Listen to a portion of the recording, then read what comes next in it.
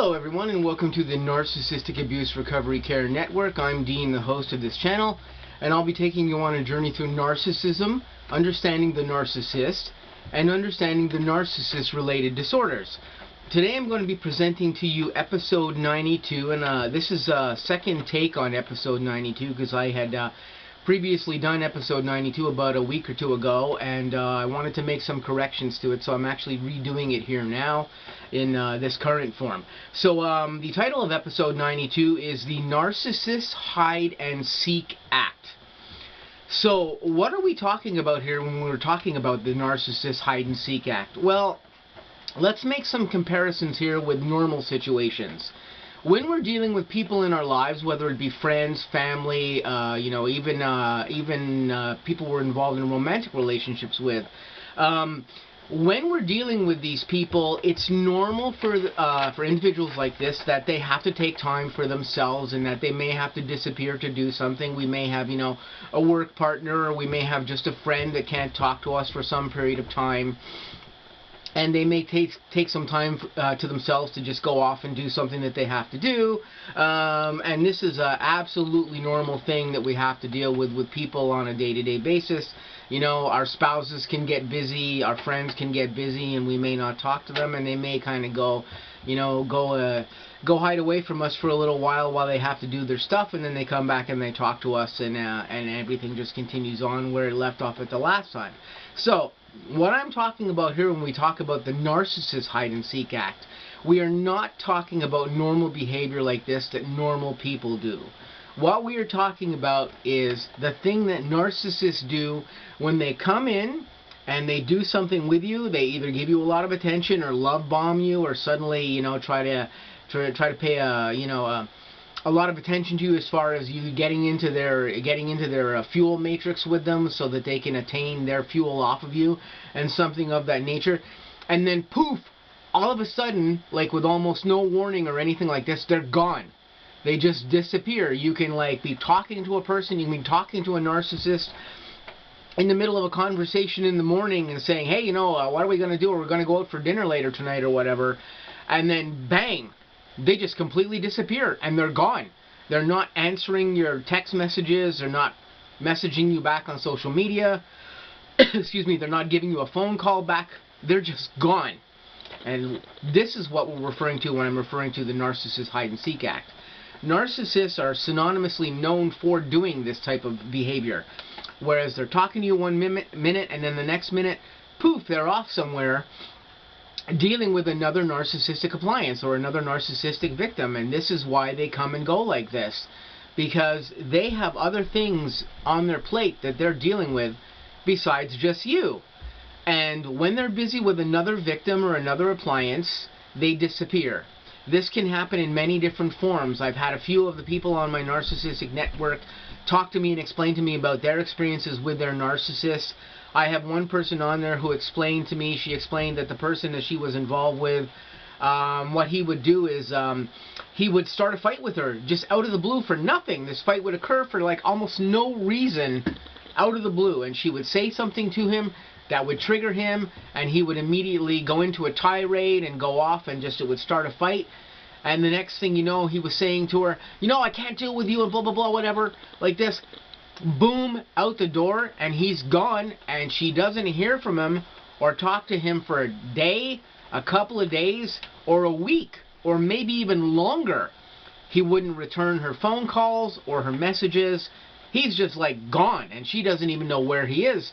And this person was at the time living with her, and he would get up and disappear and do this. And this is what narcissists do. Now, this is not to say that regular people don't do this sometimes too when they get into a fight. The difference is with a regular person is that if you're living with them especially, or if it's a close friend, and they don't have NPD disorder within themselves, they're not likely to disappear for multiple days or for a week or some extended period of time and to not give you some phone call or some message back to say where they are, what they're doing, or whatever. This is very different than what narcissists do when they go into this hide and seek phase where excuse me, you can't find them and you don't know where the heck they are. They're doing this because in this particular instance this guy was doing this with this female N.A.R.C.N member that I was talking to, because he was going off and seeing his other girl. That's what he was doing. He was going off and spending time with this other girl, and he was just looking for any excuse he could use to start a fight, get into that fight, use it as an excuse to step out and go and disappear for a couple of days, because he would have to be spending time now with that girl instead of the girl that he was living with at the moment. And this is part of the narcissist action, and part of what they do. They do stuff of this behavior.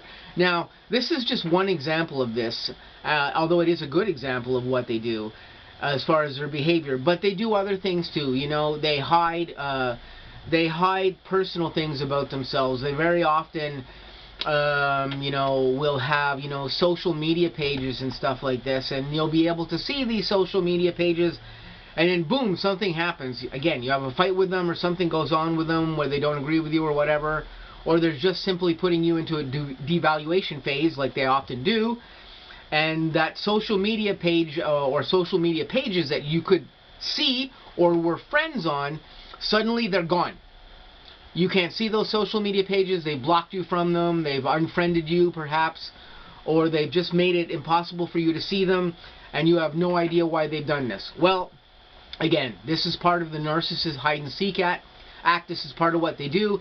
It's to control, so you can't see what's going on with them when they are not in front of you, right in front of you, and you cannot see the things on the outside of that personal relationship that you have with them that they're doing. They do not want to see, they do not want you to see the other things that are going on in the circle around you, because this is all part of their secrets and part of the secrets that they keep from you, and it's very difficult to keep this all in check.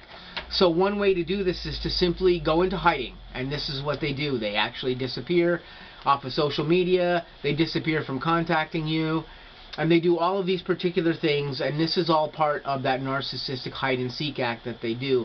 And they do it in many different ways, for many, many different reasons, but it's predominantly, mainly because they're dealing with other victims or other appliances besides you, and they have to balance all this out. And sometimes they have to pay attention to another appliance for a small period of time, because they have to keep that appliance in check and keep everything even and normal with them, and they may not be able to pay attention to you. So what they do here is that they get up and they go and they disappear and they deal with that, and then when they're ready and they're ready to deal with you again, they come back to get fuel off of you, or to get whatever other benefits they may have off of you. And this is why they show back up. And they're very cyclic in these things. A lot of narcissists, you can actually, you know, calibrate to a clock. They're so cyclic and specific with what they do with things of this nature. And this is very much part of the behavior of all narcissists out there. If you watch them carefully, it doesn't really matter what level they are. They pretty much all demonstrate this type of hide-and-seek behavior. And this is what their hide-and-seek behavior is really hiding, and what's behind it all is they just have to divide up their time amongst their appliances that they're dealing with, and make sure, if they want to keep all those appliances happy, that they're all feeding them the right amount of attention to keep them interested and locked into their lie.